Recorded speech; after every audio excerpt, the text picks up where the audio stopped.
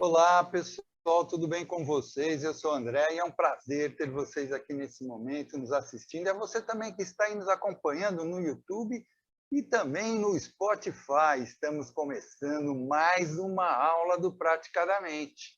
E o nosso convidado especial de hoje é o professor Irmo Neto, advogado, terapeuta holístico, professor conceituado, admirador das ideias de psicanálise de Wilhelm Reich, além de especialista na leitura dos pés. Hoje teremos nosso querido Irmo trazendo mais um tema incrível e curioso. E o tema de hoje que o professor Irmo vai falar, que vai nos apresentar, é sobre Wilhelm Reich, de pioneiro da terapia corporal, a ícone da contracultura.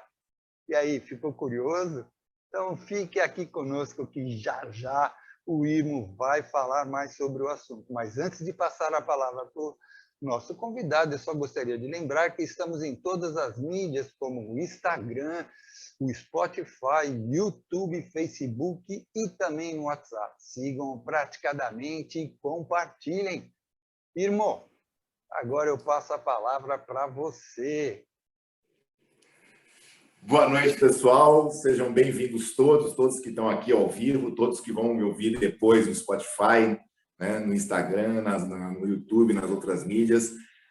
Muito obrigado ao pessoal do Praticadamente por essa oportunidade de estar aqui falando sobre Wilhelm Reich, né, uma pessoa incrível, que poucas pessoas compreendem a fundo o trabalho dele. Né? Então, eu vou começar falando um pouquinho, porque não tem como eu falar da obra inteira dele. É uma pessoa que produziu demais e produziu vários conteúdos em vários segmentos. Né? Então, ele tem desde da parte da psicanálise, né, dentro da psicanálise e depois fora da psicanálise em bioenergética. Então, tem toda uma trajetória aí. O Wilhelm Reich ele é austríaco, né? Judeu, né? Então era um austríaco judeu, tinha uma condição familiar boa, né? E o que acontece? Ele, pequeno, ele acaba flagrando a mãe com o tutor dele, né? E acaba contando para o pai. E aí o pai começa uma briga com a mãe e tudo mais, que acaba com o suicídio da mãe. Né? Então Reich se sente culpado desde criança por causa disso. Aí, para ajudar a situação, na Primeira Guerra, ele perde toda a propriedade, né? Porque a propriedade dele é invadida, né? E ele acaba indo participar da Primeira Guerra por 3 vezes, né? Primeiro como soldado, até chegar a tenente. E por ele conseguir chegar a tenente dentro da guerra, ele consegue, voltando para Viena, né? Ele consegue entrar no curso de medicina. Então, ele tinha uma família, tinha uma condição boa, perdeu tudo e começa medicina. E durante a faculdade de medicina, ele se depara com os pensamentos de Freud, tá? Porque existia um grupo que Reich estava participando que estudava sexologia. E não tinha material sobre sexologia no curso de medicina. E Reich, sabendo do trabalho de Freud, vai procurar Freud em Viena e conversa com Freud se Freud poderia ajudar aquele grupo de médicos a entender mais sobre sexologia.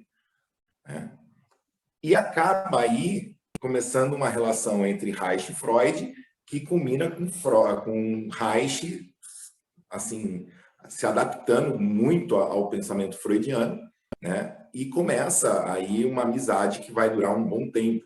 Tá? Então, Reich termina a medicina e se dedica muito à parte da psicanálise. Então, a primeira parte da obra de Reich é toda psicanalítica. Né? Então, a função do orgasmo, análise do caráter, tem vários outros livros que já são basicamente psicanalíticos. Tanto é que há poucos anos lançaram aqui no Brasil um livro chamado A Psicanálise de Wilhelm Reich, né? Assim, resgatando a contribuição de Reich dentro da psicanálise, porque ele acabou sendo excluído da psicanálise e apagado do meio psicanalítico, né? Por divergências políticas e ideológicas, né? Ele briga com Freud, então, assim, ele rompe com Freud e ele é apagado realmente da psicanálise. Só que ele deixou, no período que ele estava como psicanalista, né, ele deixou um legado enorme dentro da área da psicanálise.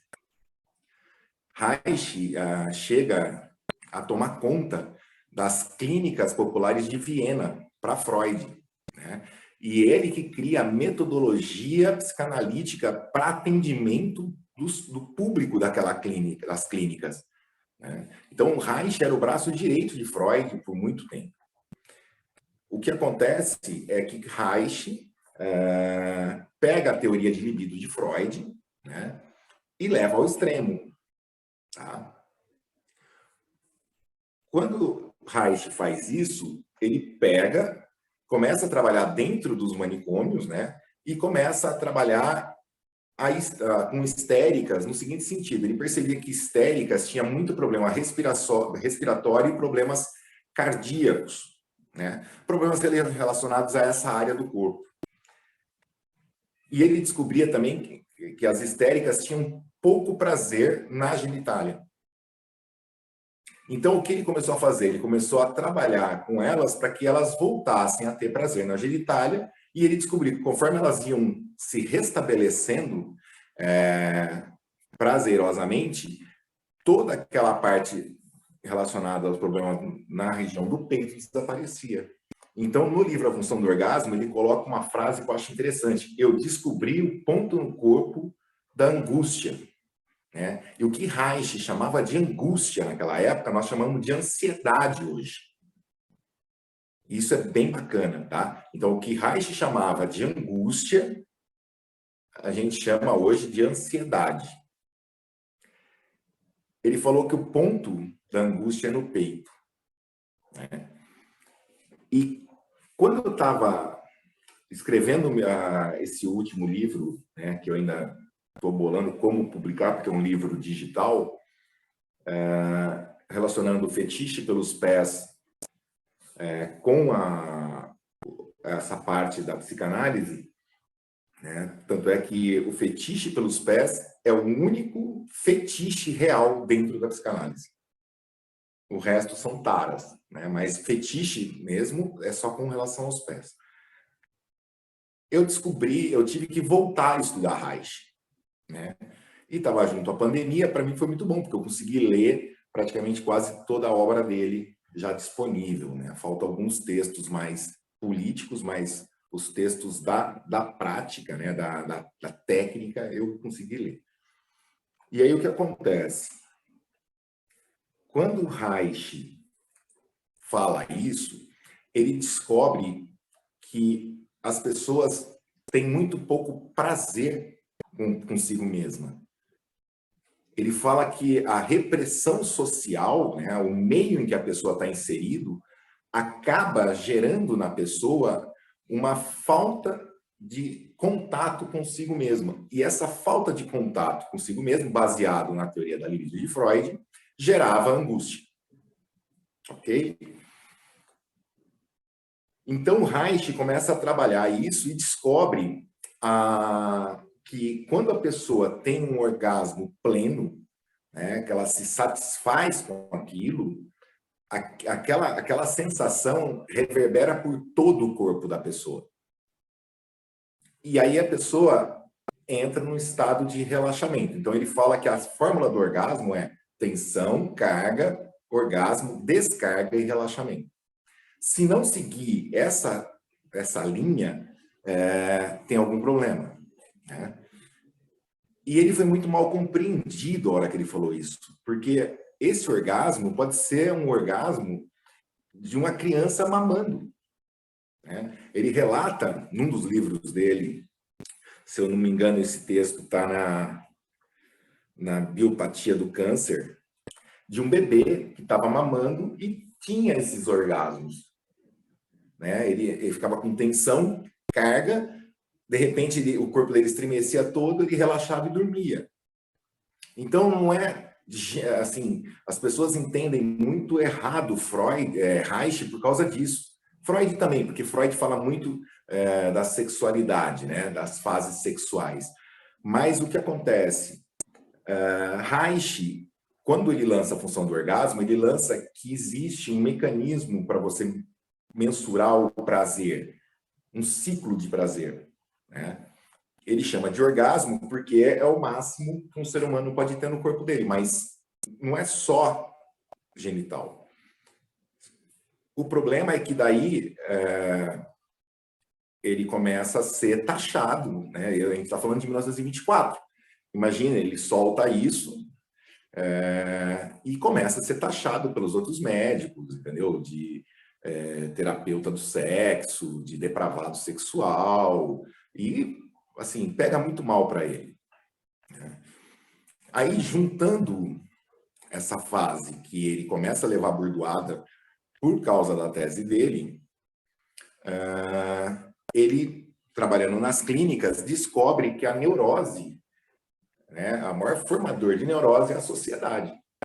Então, ele fala assim, não adianta ficar assim, trabalhando um por um, porque eu curo um, aparece mais 10.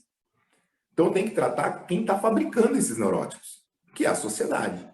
E ele lança um programa de educação sexual para jovens, para ensinar, né, os jovens a lidar com a própria sexualidade de forma mais natural, para não se sentir oprimido, e assim tentar resolver o problema da neurose.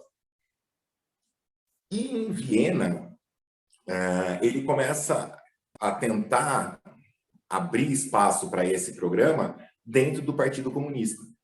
Só que o Partido Comunista de Viena era pequeno, né? Então, Reich muda para a Alemanha, né? Porque lá o Partido Comunista era mais forte e tinha mais gente para começar esse programa. Quando ele chega lá, num primeiro momento, o Partido Comunista alemão adora, porque ele recruta quase 10 mil jovens para começar a ter essas aulas. Então, o partido cresce muito. Só que, num segundo momento, né, começa uma disputa maior entre o comunismo e o nazismo, e Reich, né, acaba ficando meio de lado e tentando colocar as ideias dele, né, de educação sexual dentro do público alemão. E aí, como ele não consegue a publicação pelo Partido Comunista, ele cria uma gráfica, né, ele monta uma editora e lança o livro dele, a cartilha dele. E aí, assim, o Partido Comunista não gostou muito, entendeu? Ficou um climão. Nesse meio de tempo, o nazismo ganha força. Reich era judeu. Então, Reich foge da Alemanha, volta para Viena. Quando ele chega em Viena, o clima em Viena também está uma loucura, né? Freud também não pode dar muita atenção para ele, e nem também queria, porque também estava sofrendo perrengue ali. Ele pega e é chamado para ensinar na Suécia, né, o pouco que ele já estava sabendo sobre a terapia da análise do caráter, né, como as couraças musculares poderiam ajudar no desenvolvimento das pessoas. E ele vai para a Suécia. Na Suécia, ele volta, aí é que entra a diferença de Freud para Reich. Freud era mais teórico. Reich, ele pegava o que ele estava falando, levava para o laboratório e, se não tinha equipamento, ele criava. Ou ele achava alguém que criasse, para ver se o que ele estava falando poderia ser mensurado. E se podia ser mensurado, qual é a estatística? Reich, ele tinha uma metodologia científica que acompanha toda a obra dele. Então, tudo que ele fala nos livros dele, ele te mostra qual foi a ideia, como ele conseguiu colocar em prática, quais foram os resultados e quantos resultados deram positivo, quantos foram plausíveis e quantos foram negativos. Ele era assim, ele tinha uma metodologia. Ele era um cara ímpar nesse sentido, né? Criar nomes para as coisas, né? Que nem eu gosto muito da maneira inventiva deles, que nem de chamar essa energia, vai chamar orgon, né? Aí vem ergonomia, vegetoterapia. Ele criava uns nomes que eu falava, gente, ele não só tem a ideia, põe em prática e ainda, né, dá nome para a criança. E ele dava uns nomes muito legais. E aí o que acontece? Na Suécia, ele consegue, através de aparelhos que medem a condutividade galvânica da pele, fazer os testes que ele precisava para a teoria do orgasmo. Então, ele descobre que, vamos supor, uma comida que seja desagradável para a pessoa diminui a sensibilidade genital da pessoa. Mas uma comida agradável para a pessoa também aumenta a corrente na genitália da pessoa, que bate com o que ele falava, que quando um organismo está sentindo prazer, ele expande. Quando o organismo está se sentindo desprazer, ele encolhe. Então, Reich sempre trabalhava com essa característica, que é muito nítida na função do orgasmo, né? E na biopatia do câncer também. Expansão e contração. Então, ele falava que a doença sempre vai se manifestar em meios comprimidos.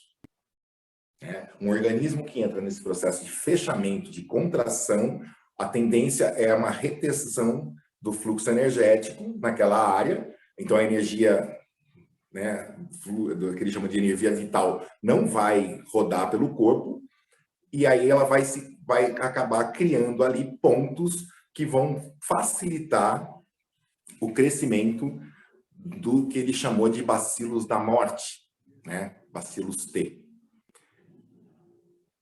E aí, quando o Reich começa a estudar essa energia, ele, paralelo a isso, ele faz uns testes, né? Ele pega...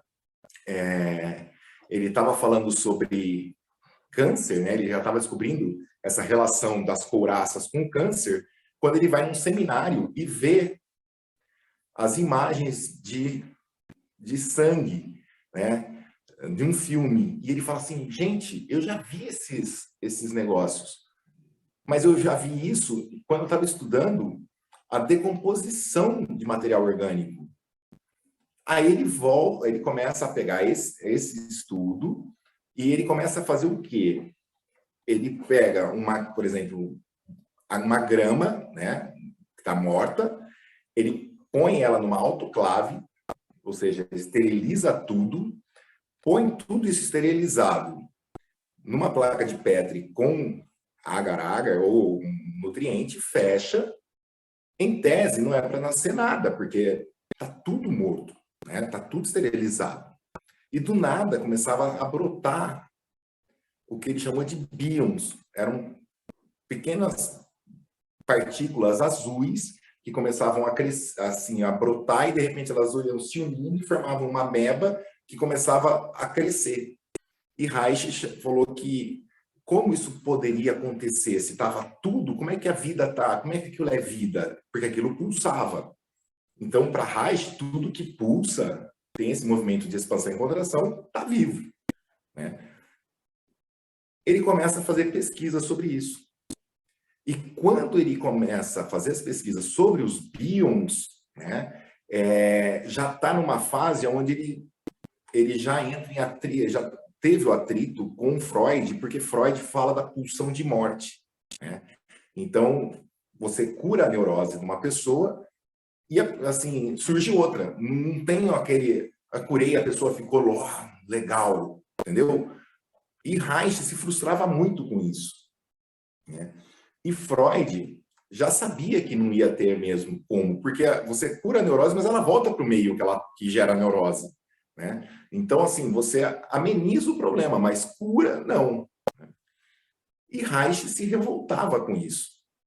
E Freud falava que isso é natural porque nós, seres humanos, temos uma pulsão de morte.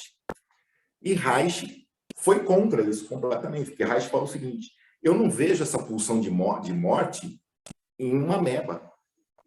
Uma ameba briga para sobreviver e ela não tem cérebro.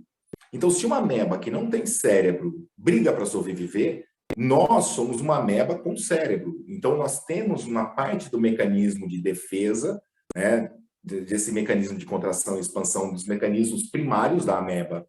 Então, se nós temos isso, nós também não podemos ter essa pulsão de morte. Nós temos a pulsão de vida. O ser humano briga e luta para se manter vivo.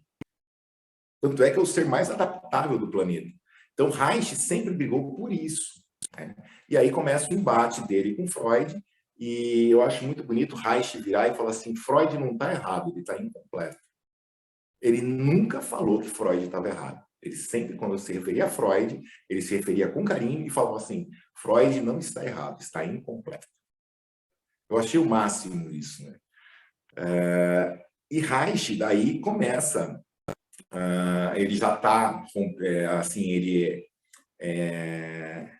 rompe com a psicanálise, tá? Porque os escândalos com relação ao que ele estava fazendo e as ideias dele não batiam com a psicanálise, então ele acaba sendo excluído como psicanalista internacional, né?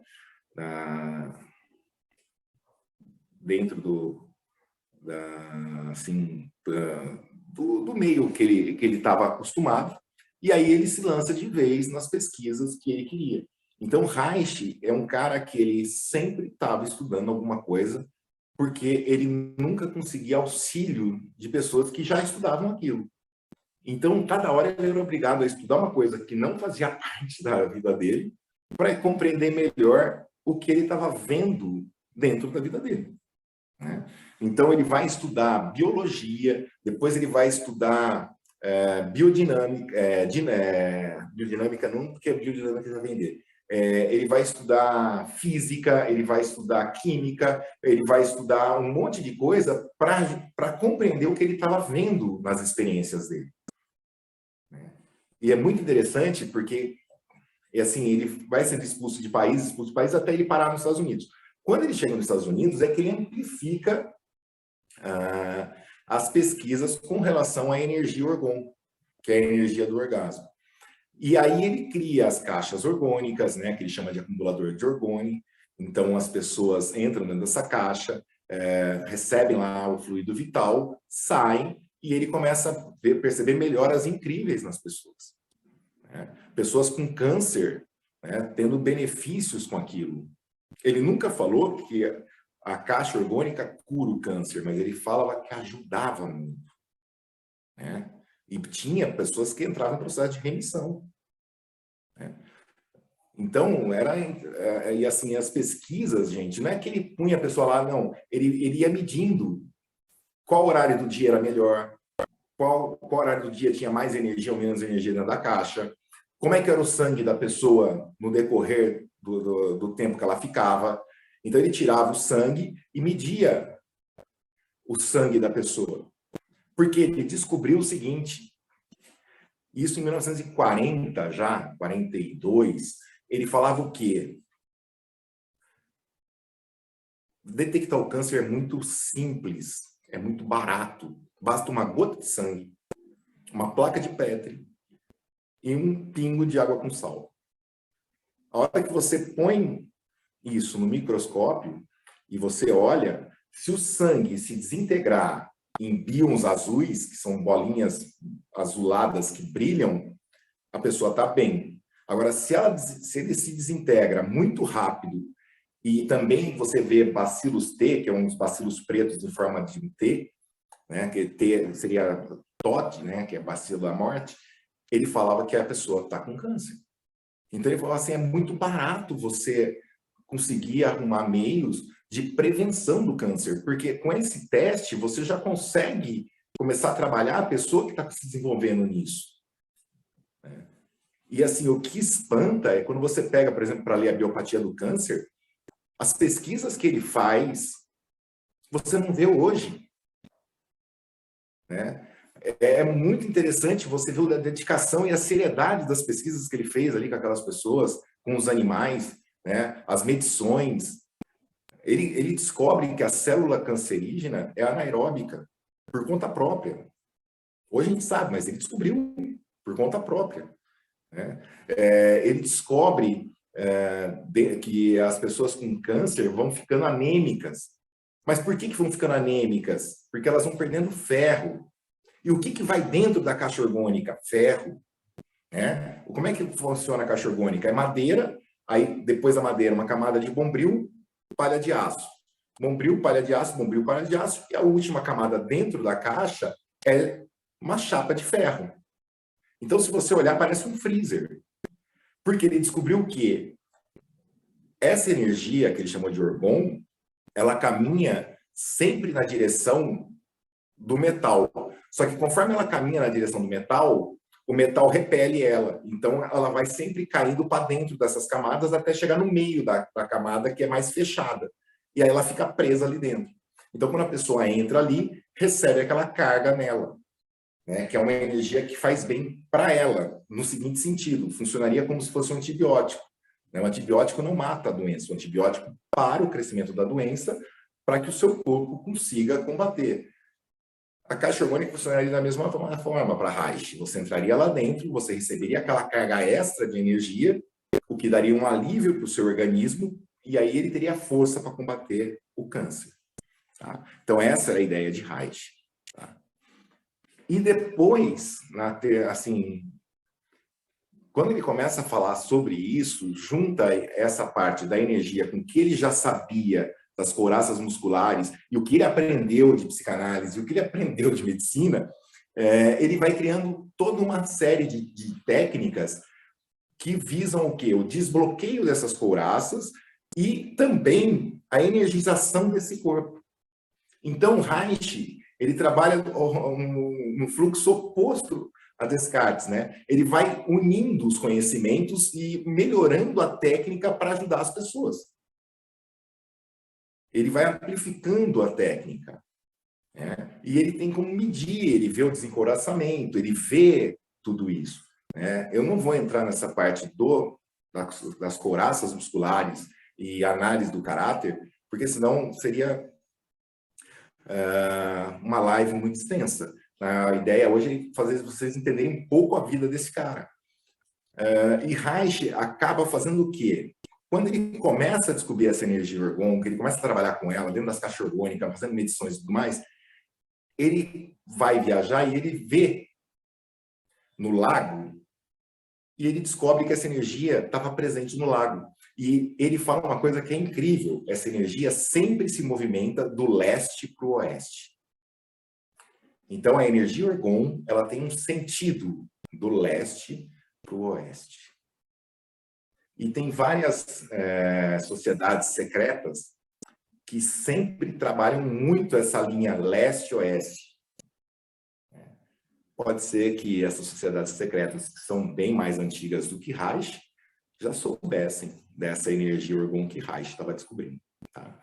Mas ele consegue, aí, cria um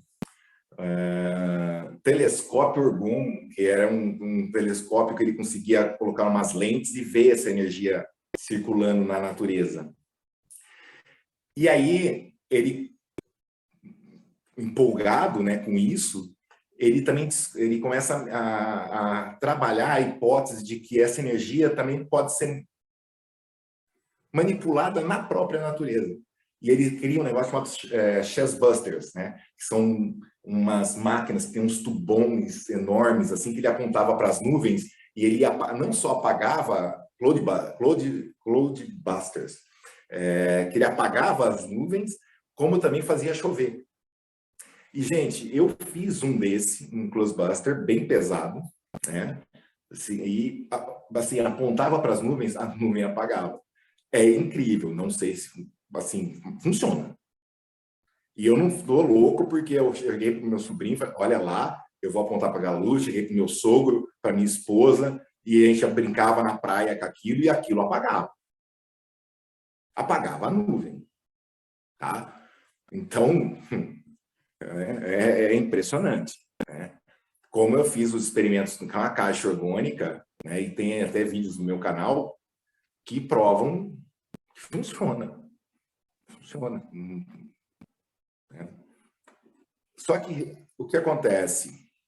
Quando o Reich vai para os Estados Unidos, ele está saindo da Noruega, né? Ele sai da Suécia, vai para a Noruega, da Noruega ele vai para os Estados Unidos. Ele, quando chega, já tem um pessoal falando mal dele. E ele chega e ele já começa a ser fiscalizado como possível espião, né? Naquela época. Espião alemão.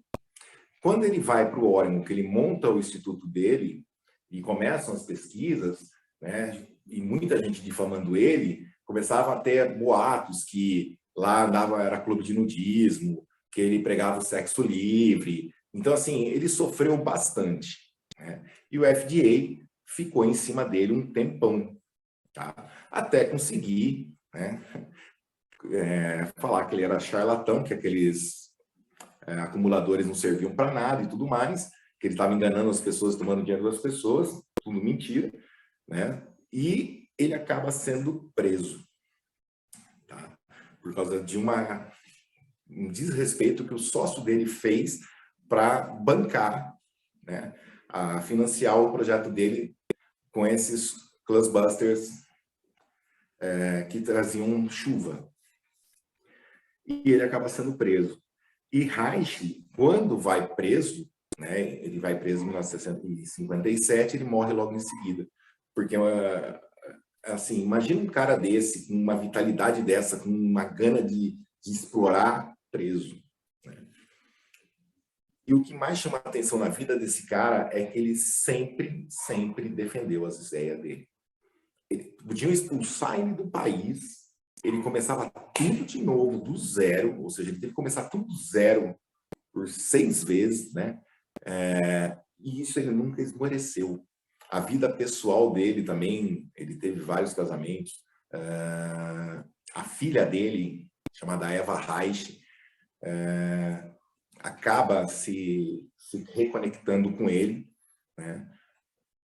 E é muito interessante a história dele com a filha, porque a mãe da filha dele era uma cliente dele, né, que virou namorada e fizeram faculdade, eles estavam fazendo psicanálise junto e ela vira uma psicanalista de renome e fala que o pai é louco para a filha, que o trabalho dele é loucura. Então, a filha cresce afastada dele. E quando a filha vai para os Estados Unidos e se encontra ele e vê o trabalho dele, ela se encanta. E a Eva Reich deu continuidade ao trabalho do pai. Ela lança um livro, que é muito legal também. E a Eva Reich já traz um toque, que a gente chama de toque borboleta, né? Que é um toque mais sensível, porque Reich pegava a couraça e espremia, né? Ia soltando mesmo. E ela já faz um toque mais sutil, cujo efeito é muito, muito, muito bom. Né? Ela também está numa outra época, que nem na época de Reich, né? Como é que você toca a pessoa? O psicanalista não tocava a pessoa. Então, ele tocar uma pessoa era melhor causar dor, que a pessoa sair dolorida, do que falar que eu abusei. Então, os toques eram pesados, né? Exatamente para evitar a pessoa falar que foi abusado. E a Eva Reich, por ser mulher e trabalhando com bebê, ela teve que adaptar essa técnica para que ela pudesse aplicar não só em adulto, como em bebês. E ela foi aplicar em bebê porque a teoria de Reich era o quê? Quando surge encoraçamento? Em que momento esse encoraçamento ocorre? E a Eva Reich, né, fala, meu pai tem razão, porque ocorre já no útero. Eu vejo bebês nascendo encoraçados. Então, ela trabalhou muito tempo com neonatal, né? E ela, nesse livro dela, ela completa essa lacuna das pesquisas de Reich, né? Porque tem uma fase da vida dele, que é o nascimento do último filho, que ele volta a estudar fases do desenvolvimento infantil e ele lança até um livro chamado Crianças do Futuro, que ele já trabalha um pouco essa fase, de novo, dentro da psicanálise, né, da psiquiatria, mas já trabalhando fora da psicanálise. Então, assim, é uma pessoa, gente, que se vocês compreenderem a magnitude da obra dele, é ímpar. A contribuição que ele deixou com relação ao estudo das couraças musculares do caráter, hoje, eu que trabalho com a hipnose não verbal, para mim é de suma importância. Quando a pessoa está em transe, você consegue desobstruir a couraça ocular, por exemplo, você vê crises de choro homéricas. A couraça da narina, a couraça da mandíbula, são couraças que se formam já dentro da fase intrauterina, né? Então é muito bacana, né? Isso já vem do trabalho da Eva também. E assim, Reich, ele foi um ser humano que foi um furacão enquanto viveu. Foi um cara que foi ímpar. Se você pegar a história de vida daquele menino, os traumas que ele sofreu e o que ele trouxe de contribuição para o mundo, foi incrível. É uma jornada épica. Ele lutou contra a sociedade o tempo todo e ele não se deixou vencer pela sociedade. Ele defendeu as ideias dele e ninguém conseguiu dobrar esse cara. Ninguém. E isso eu tiro. O Alex Cobbs, ele inclusive ele falou que Reich é incrível. Ele escreveu aqui no chat. E me diz uma coisa, uma pergunta. Nós podemos dizer que as terapias que fazem leitura do corpo com relação às doenças, né, têm origem nesses estudos de Reich, não só doenças psicológicas ou corporais, não sei. Sim, é assim. Dentro da psicanálise, a psicanálise era uma técnica que a pessoa falava, e a ideia é ela falar até ela escutar o que está falando, e compreender o quanto aquilo pode ser. Reich, ele não tinha... Porque assim, tem uma hora que a pessoa fica muda, e Reich é inquieto. O primeiro a começar a trabalhar essa parte do corpo foi Firenze. Firenze apresenta um trabalho que Reich gosta e pega a linha. Então, e Firenze sai também da psicanálise com a parte com relação à linha corporal, que chega na escola russa. Tem hoje umas técnicas de trabalhar com bebê russa que vem da diferença. Não tem a ver com Reich, mas é pura diferença. Mas Reich pega a técnica de diferença e amplifica. Então, assim, ele é o primeiro a falar em bioenergia. Então, tudo que você falar em bioenergia, que nem biopatia. Biopatia é uma doença da vida. Reich foi o primeiro a cunhar isso, por causa da energia orgão que ele descobriu, que é uma energia que está na nossa célula. Tanto é que no livro A Biopatia do Câncer, ele fala todos nós temos câncer. Todos nós. Nasceu, tem câncer. Não desenvolve porque não tem encoraçamento. Mas se o meio promover o encoraçamento e o fechamento daquela pessoa, a tendência dela é desenvolver câncer. Ou uma doença que vai levar ao término da vida. Então, o Reich foi o primeiro a falar que o inconsciente é o corpo da pessoa. E a defender isso publicamente. Então, sim, todas assim, a gente pode falar que ele é o pai da bioenergética, sim. Tudo que falar de biossíntese, a energia corpórea, bioenergia, é Reich. Vem dele, entendeu? Mas ele sofreu bastante porque ele foi muito incompreendido. Porque, por usar termos psicanalíticos, e muita gente acha que Freud só fala em sexo. Não é. A fase de desenvolvimento infantil, ela passa pela sexualização das partes, né? Então, assim, tem as fases pré-genitais e as fases genitais, que é as fases de desenvolvimento infantil, que está ligado à libido, que é o prazer que a criança está sentindo no momento. Quando ela está mamando, é o prazer na boca. E esse prazer depois vai passando para outras partes. Entendi. A Gisele, ela comentou aqui, que tem mais a ver em Hammer que em Reich, essa leitura corporal, né, que ela comenta. Então, Reich foi o primeiro a trabalhar as couraças musculares e lançar um livro falando sobre isso especificamente, né? Seria as couraças, a análise do caráter está ligada a essa teoria do encouraçamento muscular. Esses anéis de couraça que surgem em segmentos corpóreos. Então, Reich, nesse ponto, ele tem esse diferencial dentro da psicanálise, porque ele foi o primeiro a lançar isso publicamente. E a defender isso dentro como uma técnica terapêutica de análise para psicanálise, para você extrair material do inconsciente e trazer para o consciente. Essa seria a ideia. E, gente, acho que agora vamos abrir para as perguntas e eu estou aqui aberto para responder o que vocês quiserem sobre Reich. Quem quiser fazer a pergunta, sinta-se à vontade. O pessoal aqui, pela cara do pessoal, está se deleitando com o que você disse, né? Muito interessante, né? Mas podem ficar à vontade de perguntar. Bem, eu particularmente acho bem interessante essa. Eu inclusive, estava dando uma olhada no livro da Eva Reich, que você citou aí, justamente porque ela tem uma abordagem mais leve, aí eu resolvi dar uma olhada. Né? É incrível. É incrível. Tô achando bem, bem interessante. Mas se alguém tiver alguma pergunta, Tem o Delmo, acho que fez a pergunta, eu não consegui ler. Dalmo.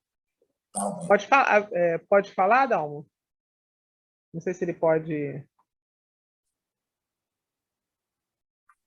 Oi. Pode falar, Dalmo. Tudo bem? Boa noite. Boa noite. Não sei se eu não peguei no começo. Como seria interpretada essas couraças no corpo? Como elas se formam? O que elas são, exatamente? E como pode ser usado na hipnose, como você falou? Hipnose não verbal ou verbal, sei lá. Bora.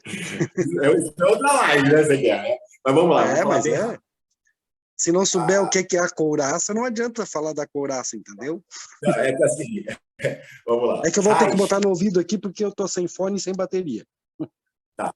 Reich descobriu o seguinte, que conforme, por exemplo, a couraça ocular, tem pessoas que têm o olho mais fechadinho, mais pesado. Você percebe que tem um acúmulo de tensão nos olhos, né?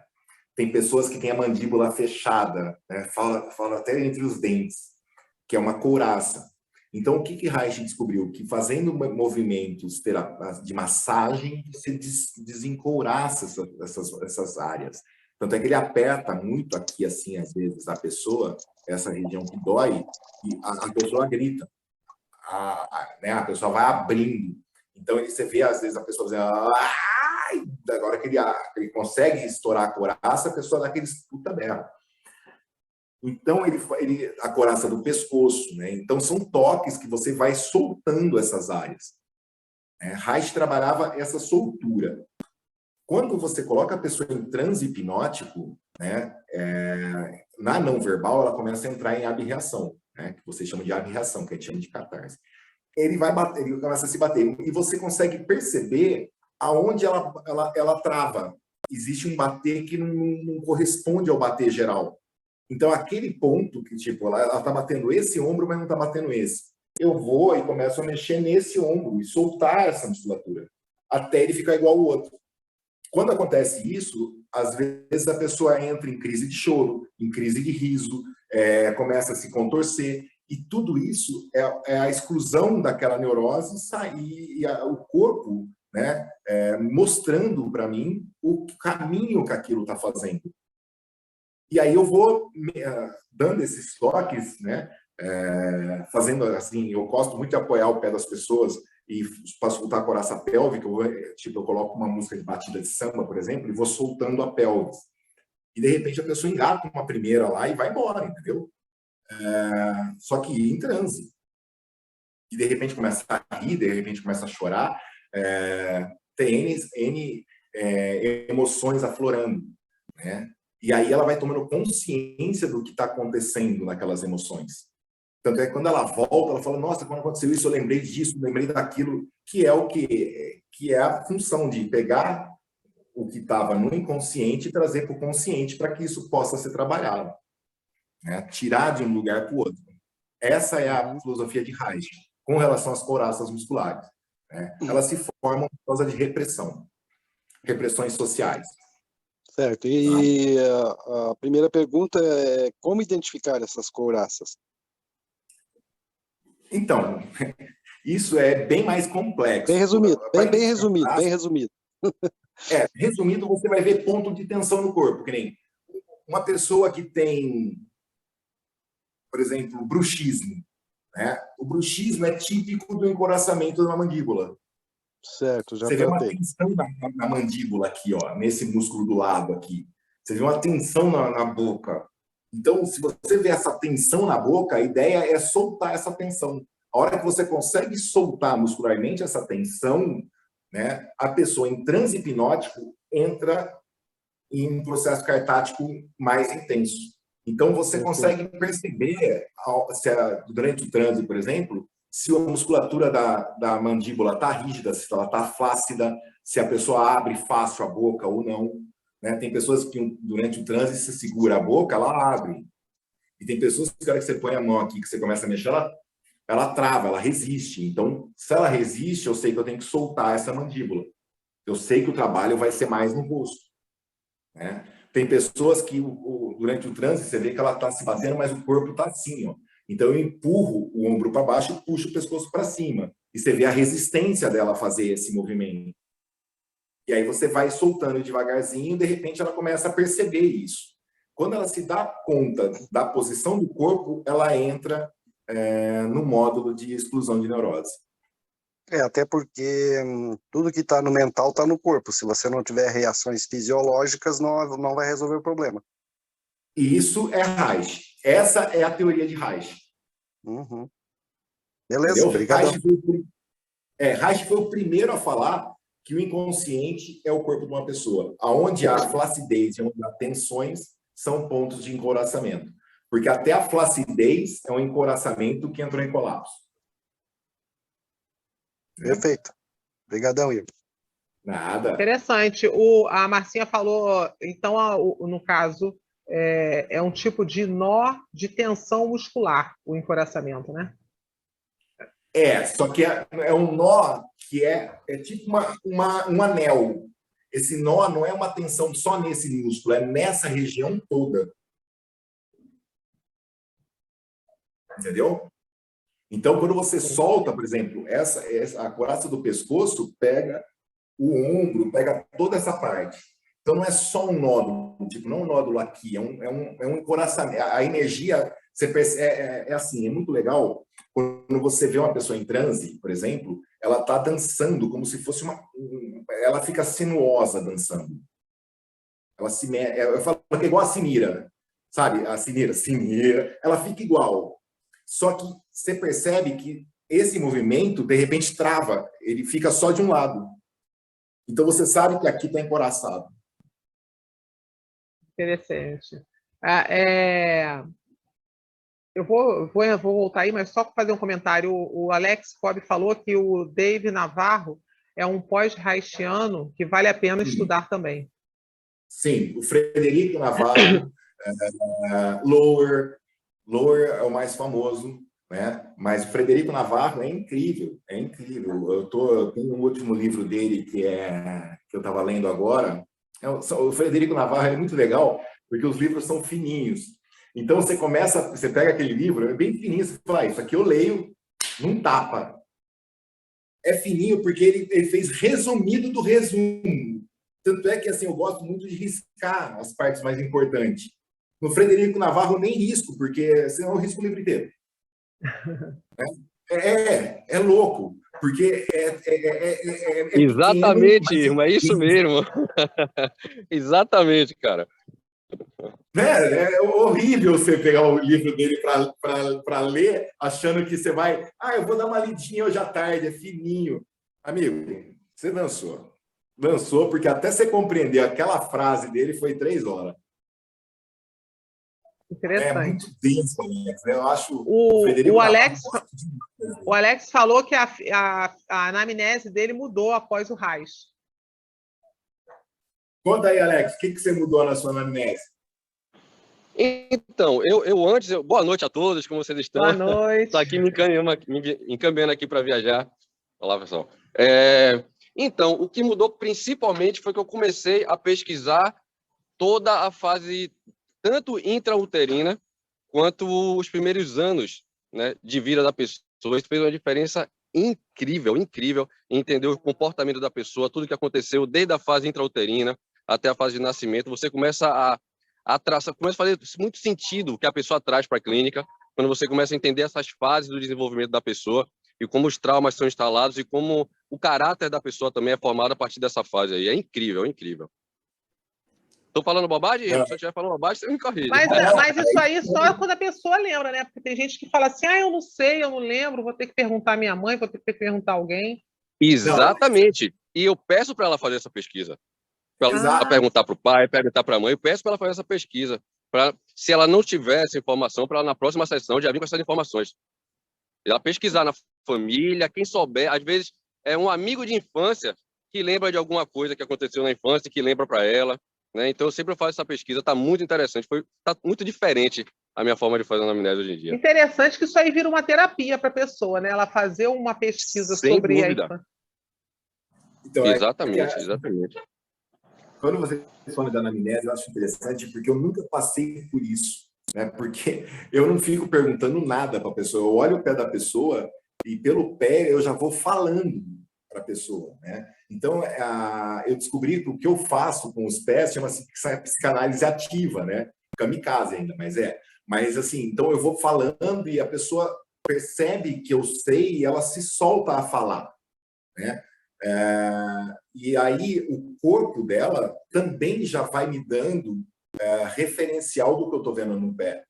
Então, Reich, quando eu fui estudar Reich, a primeira coisa que eu percebi foi uma melhora incrível em pontos de validação do que eu estava vendo nos pés no resto do corpo. Então, dá muito mais segurança para você falar com a pessoa e explicar para a pessoa o porquê. Então, é muito bacana. Eu falo que Reich é um divisor de vida para mim, entendeu? Eu sou, assim, grato demais pelas obras que ele deixou. Que nem você pega um livrinho dele que chama Escutas a Ninguém, é um livro mais político. Você leva cada murro na cara, cada página é um tapa na sua orelha, entendeu? É fantástico, fantástico. O Irmo, a Marcinha está perguntando aqui, quando se trabalha essa área do encoraçamento que ela está falando, né, se referindo ao encoraçamento, você precisa pressionar todo o pescoço, por exemplo? Vamos supor, se for no pescoço, tem que ser todo o pescoço, que você falou que faz um círculo, ou só na frente? Tudo. E aí, usando a técnica da Eva Reich, hoje eu uso mais a técnica da Eva Reich, né? Que eu vou dando os toques bem de levinho e puxando e soltando, né? Desbloqueando, não precisa apertar, é só fazer esse movimento de soltando. É como se você pegasse os dedos e passasse bem devagarzinho, porque a pele tem memória. Em algum momento alguém fez carinho naquela pessoa. E o toque que você dá, quanto mais sutil, mais ela consegue fazer assimilação com os toques que ela já recebeu. O bruto, não. Ela é meio... Assim, então é um toque leve, né? Não pode ser um toque... Quase não tocado. Ela chama de toque borboleta, que é um toque... É o tipo bem bater leve. De asa na borboleta de você. É bem levinho. E eu uso. Gente, eu conheço pessoas que têm nervoso de sentir passar leve, assim. Exato, mas aí esse toque borboleta ele tem no Tantra também, não é isso? Hã? O toque borboleta tem no Tantra também, não é isso? Mas esse toque borboleta, quem desenvolveu foi a Eva Reich. É o- A erva Reich é na musculatura. É soltar a musculatura. Só que se eu pegar a boca e puxar para baixo, eu vou soltando aqui e forçando devagarzinho. Até eu perceber a pessoa abrir. Aí movimento o lábio, aí vai abrindo, até a pessoa abrir. Entendeu? Então, mas aí não é faz uma parte. coisa forçada, não é que nem Reich que apertava aqui. liga o seu som, Alex, desligou. Todo esse movimento faz parte do toque borboleta? Sim. Essa é uma técnica que você acha no YouTube, se você colocar Eva Reich massagens, você vai achar alguns vídeos dela, ela ensinando esse toque em umas crianças. É muito bom de assistir, para você entender, porque ela dá o toque no corpo inteiro. E ela ensina que existe dois segmentos que você tem que o primeiro fazer. O primeiro segmento é da cabeça até os braços, né, que seria na região da pelvis. Então, você vai da cabeça, braços e pelvis. E o segundo movimento é a integração total, que é cabeça, braços, pelvis, pernas e pés. Então, você vai até o final. Então, você tem que fazer primeiro um segmento, depois o outro segmento, para integrar o corpo como um todo. Né? Tanto é que eu gosto muito de colocar a pessoa, segurar o pé dela, tocar a cabeça e fazer cosquinha no pé. Você viu fazendo isso lá no curso. Esse toque também é um toque de integração. Eu fazia sem saber o que era. Hoje eu posso te falar, é um toque de integração, porque eu estou integrando a cabeça com os pés. E eu estou numa posição, a pessoa fica numa posição de acolhimento. Na verdade, ela acaba entrando numa posição fetal ali. Né? E ela registrou grande parte da vida uterina pela sola dos pés e no topo da cabeça, porque ela chutava o útero de um lado e batia a cabeça do outro. Então, são pontos que a hora que você dispara a vida intrauterina. Isso durante o trânsito. Agora, me diz uma coisa. Ela, no caso, Eva Reich, o Reich, eles faziam a pessoa, os toques e tudo, mas a pessoa não estava em hipnose não verbal. Você faz em hipnose não verbal, o que faz ficar mais intensa e ser assertiva, vamos dizer assim? Podemos dizer isso? Você dando os toques, a pessoa vai entrar em estado cartático, mas ela não entra em transe hipnótico. Se você desbloqueia a coraça da mandíbula, por exemplo, tem pessoas que entravam em crises de choro. Absurda, entendeu? Porque a energia aflora. Né? Reich também se deparou com o quê? Conforme você vai soltando as couraças, essa energia começa a pulsar pelo corpo. E vai pulsar em áreas que são necessárias ser pulsadas, principalmente a genitália. E aí, a pessoa, quando começa a sentir a genitália, ela fugia da sessão. E por isso que ele chama de angústia do prazer. Porque conforme você vai desencoraçando aquele organismo, o organismo volta a fluir a energia. E a energia volta a se condensar em lugares que são mais prazerosos. E os lugares mais prazerosos na vida adulta são as genitálias, que é o lugar que tem mais repressão social. Então a pessoa se assusta e deixava a terapia. Por isso ele chamou de angústia do prazer. E aí depois, quando ele estava trabalhando o câncer, ele descobriu que a pessoa, quando começava um processo remissivo, ela criava um negócio que ele chamou de angústia de cair. Ela arrumava uma desculpa, tipo, se eu for para a terapia, eu posso quebrar o meu joelho, eu posso cair na rua, eu posso ser atropelada, e ela não saía da cama. Então ele chamou isso de angústia de cair. Não é nem angústia do prazer, já é uma outra angústia, porque essa angústia leva à morte. Porque impede a pessoa de dar continuidade ao tratamento. A angústia do prazer já é diferente. Ele impede a pessoa de acessar o próprio prazer, mas isso é uma angústia ainda que vai levar à angústia a angústia de cair, entendeu? A angústia de cair é mais potente.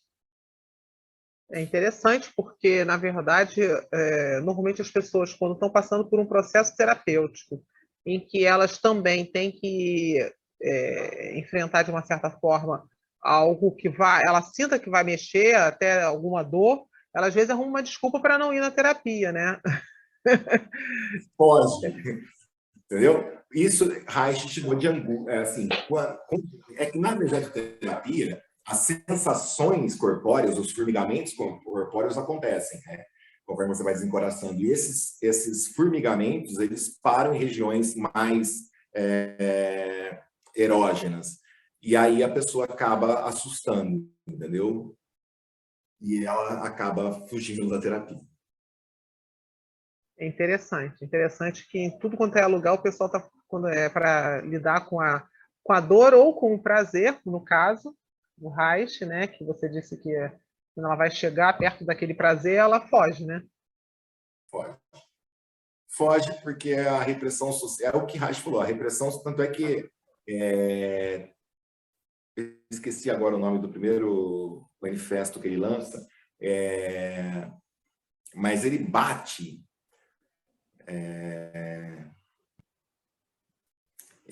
no fascismo e no nazismo de uma forma terrível. Ele fala assim, por que as pessoas aceitaram de tão bom grado o nazismo e o fascismo? Né? E se você pegar o que ele fala e jogar para o Bolsonaro, é a mesma coisa. Porque a pessoa... Psicologia de massa do fascismo. Isso! Como é que é? Psicologia de massas do fascismo. Isso, a psicologia de massa do fascismo. Aí você entende, por exemplo, o porquê dessas revoltas hoje com relação ao Bolsonaro. Porque o Bolsonaro ele fez a mesma figura de pai que Hitler fez e que Mussolini fez. Então, assim, o ser humano sempre busca no Estado a figura paterna. Ele vai me proteger. Né? E se você pega um líder que consiga incutir nas pessoas que ele está fazendo isso, eu sou seu pai, fica tranquilo que eu vou te proteger, ele aceita.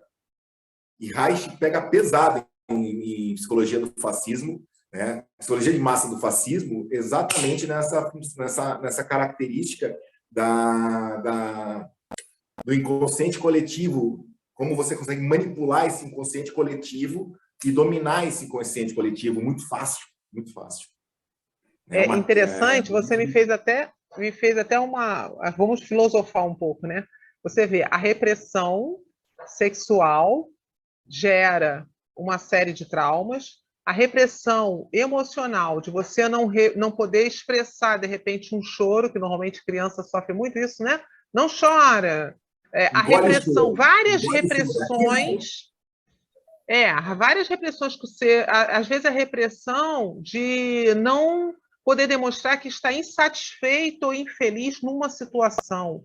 A repressão até mesmo de demonstrar alegria, porque se você demonstrar alegria, você vai estar ofendendo o outro.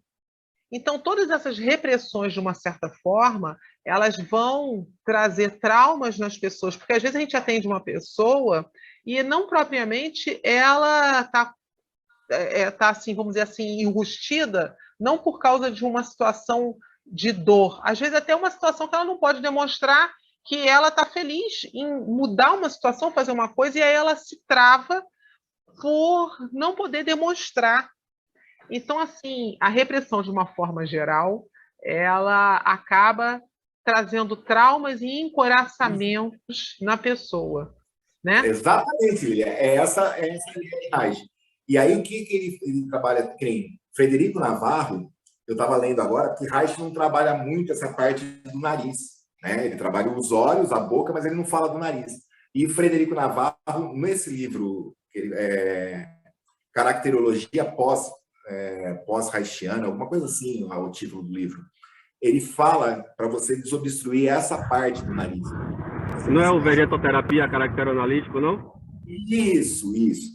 Ele fala para você destruir essa parte do nariz bastante intensamente, porque ele fala que essa história de choro contido, né, é bem característico de pessoas que têm rinite e sinusite, porque a fossa nasal e o canal lacrimal tem ligação. Por isso que as pessoas, quando choram muito, elas começam a suar, elas assoam o nariz também, né? Parece que ela está gripada, porque o choro também entra pelo nariz. E a criança que engole o choro trava o nariz. É bem interessante esse estudo do Frederico Navarro. Quando a gente estuda na medicina, eu acho que eu não entendo muito bem de medicina germânica, alguém que entenda pode até falar.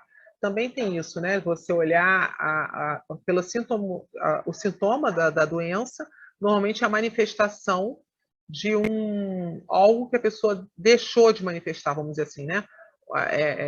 Um choro, ou alguma até ação que a pessoa deixou de ter, ela vai refletir no corpo em alguma forma, como você falou, tá tudo no corpo, né? Que a gente chama de psicossomatização. Psicossomatização é Reich. Quem defendeu isso, a ideia de que isso existe, é Reich. E aí a gente vai também para outras teorias, e também já tem comprovação que a memória nossa, ela ocupa um lugar muito pouco no cérebro, ou quase nenhum. A memória mesmo, ela fica no corpo, né? Ela fica registrada em nosso corpo. É bem interessante isso. Não, e é muito legal, que eu estava nesse estudo que eu fiz, a prova do tato, né, do Liberato, que a pessoa era obrigada a descobrir o que era, estava na caixa usando os pés. Como é que ela acertava se ela nunca pisou naquilo? A gente não tem ideia do quanto os pés conseguem trazer de informação para a gente. Você pisou em alguma coisa, você não viu o que você pisou, mas você sabe o que você pisou. Foi uma tampinha, foi uma rolha. Como é que você sabe se você não olhou? Né? Não é uma coisa que você está acostumado a pisar, mas você tem... porque olha que louco isso. As mãos estão sempre sendo vigiadas pelos olhos. Tudo que você está fazendo com a mão, geralmente você está olhando. Então, a mão está muito próxima ao olho. A mão e o olhar praticamente caminham junto. Os pés é uma parte do seu corpo que tem uma atividade tão intensa quanto a mão e ele não é vigiado. Mas isso não quer dizer que ele não é compreendido. Por isso que dentro da hipnose não verbal eu trabalho muito a sola dos pés. Muito. Toque, contato, eu apoio às vezes o pé da pessoa nas minhas costas e mexo, entendeu? Ela tem que sentir. Normalmente quando a gente toca com o pé alguma coisa, é como você falou, a gente já parece que faz uma visualização do que é, né? Exato. A informação vai rápida para o cérebro. Exato. Né? É muito legal. Ô, Lília. Interessante. Ô, Lília, tá me ouvindo bem? Um pouquinho longe, mas estou te ouvindo. Então, voltando um pouquinho à sua pergunta sobre o Jack Han, a medicina germânica e o Reich, o que tem muito a ver é que eles baseiam-se muito o estudo deles no sistema neurovegetativo, né? No sistema simpático e parasimpático. Ambos eles se baseiam muito nesse tipo de estudo para intervir nos problemas. Sempre está baseado nisso, nesse desequilíbrio entre o sistema simpático e parasimpático. Sempre que há esse desequilíbrio é quando há o que ele chama de um estado especial, que ele não chama de doença, chama de estado especial. É interessante. Interessante esse negócio de não... Foi o primeiro a falar que a gente tem que trabalhar a homeostase. Né? Ele fala o seguinte, essa contração e expansão, ele tem que ser harmônico, não pode nem ser tanta expansão, nem tanta contração, tem que ser uma coisa assim, harmônica, que ele chamou de homeostática, né? Então é bem bacana esse conceito de simpático parasimpático dentro da técnica reichiana, porque ele usa esses termos também, né? E junto essa parte da pulsão. Isso é interessante, porque na verdade... Coisa, tem muita mais coisa. Assim, eu estou falando o básico do básico. Eu quis mais trazer para vocês a história, mas a obra dele é assim, dá horas e horas de live, entendeu? É muita coisa. É porque, na verdade, as doenças e os traumas, esses problemas todos, a gente não poderia encarar, não podemos encarar como algo ruim. É algo, na verdade, muito bom, que está nos mostrando e nos alertando que algo está em desequilíbrio no nosso corpo, na nossa vida, no nosso sistema, que seja, né? E que seria uma proteção para evitar a morte, pode-se dizer, né? Não, Eduardo Bá fala isso, a doença é nossa amiga, né? Sim. Que Eduardo Bá falava isso. Mas Reich é mais, assim, em biopatia do câncer, vale muito a pena para quem quer, assim, tratar pessoas com doenças assim já instaladas, tem que estudar biopatia do câncer. Porque aí você vai entender a formação daquela doença, como ela se conecta ao organismo, qual é a energia daquela doença, por que você pode, como você pode trabalhar aquilo, o que você pode usar de auxílio nesse tratamento, né? Tem as mantas orgânicas, tem a caixa orgânica, hoje tem a orgonite, tem bastante coisa que você pode trazer para o universo daquela pessoa que vão auxiliar muito. Mas não é pouco, não, é muito. Muito interessante, muito legal. Bem, eu terminei biopatia do câncer, eu falei, eu preciso comprar um microscópio de aumento de 10 mil vezes. Aí eu fiz até uns testes com que aumentam 1000 vezes, tal. Até dá para ver algumas coisinhas, mas os bíons mesmo, você só consegue ver ele nítido depois de 5.000, 4.000, né, 3.000. Mas aí eu não consegui. Eu consegui com 2.000, eu consegui ver um bíons. Eu até tirei foto. Mas é muito louco, porque fica um negócio brilhando mesmo. Parece que é um LED pequenininho, azul, pulsando. É muito louco. Interessante. Eu fiz teste com isso. Bem, eu acho que nós já estamos até avançando na hora. Se alguém tiver alguma pergunta, fique à vontade. Se não, eu vou pedir o Irmo para fazer o merchan, falar do livro, de todos os projetos e o Instagram, site. Como é que a gente acha aí? Bom, Pode vamos falar. lá. Eu tenho um livro chamado Análise da Personalidade pelos Pés, Sementes e Ideias, que está à venda no Mercado Livre. Tá? Eu estou com um outro livro, que é um livro multimídia, que logo eu vou soltar, que é relacionado ao fetiche, que eu já falei. Eu estou com 2 cursos já, assim, 2 módulos do curso da Análise da Personalidade pelos Pés prontos, né? Então, em dezembro vai ter o módulo básico de novo, e quero ver se em fevereiro sai o módulo intermediário, que são os pés do Enneagrama. Mas para fazer esse intermediário, precisa fazer o módulo básico, né? Então, em dezembro, vai ter uma turma de módulo básico e talvez em fevereiro já o módulo intermediário. Então, quem quiser, basta entrar em contato comigo que eu passo mais detalhes sobre os cursos. É isso aí. E desde já agradecer a todo o pessoal do Praticadamente. Muito obrigado por essa oportunidade de estar aqui com vocês de novo, compartilhando um pouquinho de Reich, né, que é um ser humano que foi incrível no centro dele, né? E estou à disposição de vocês para o que precisarem sempre. Obrigado. Nós é que agradecemos. Qual é o teu Instagram, então? O meu Instagram é @irmoneto, meu canal do YouTube é @irmoneto, né? No Facebook é Irmo Neto, é tudo Irmo Neto. Né? É bem interessante. Os traços de caráter e raiz. É interessante. Nós já estamos pensando em outras lives aí para você. Olha, sigam realmente o Irmo. O Irmo tem um conteúdo muito bom. Se vocês entrarem no YouTube lá, é maravilhoso, né? Também. E é isso. Nós te agradecemos, Irmo, por mais essa contribuição e com certeza teremos outras aí, né? Eu agradeço a todos os presentes e peço também, agradeço, né, por estar aqui nos assistindo presencialmente, né? E agradeço também a você que está aí no YouTube, Spotify, nos acompanhando nas redes sociais, né? Nos siga, divulguem o Praticadamente e aproveitem. Eu peço que vocês podem ali procurar, escrever mente terapêutica, que nós temos também um curso aí de mente terapêutica que nós vamos fazer aí nesse final de ano, uma Black Friday. Então, fiquem atentos aí que nós vamos lançar nas nossas redes sociais, né? E parabéns, Irmo, foi assim muito bom, né?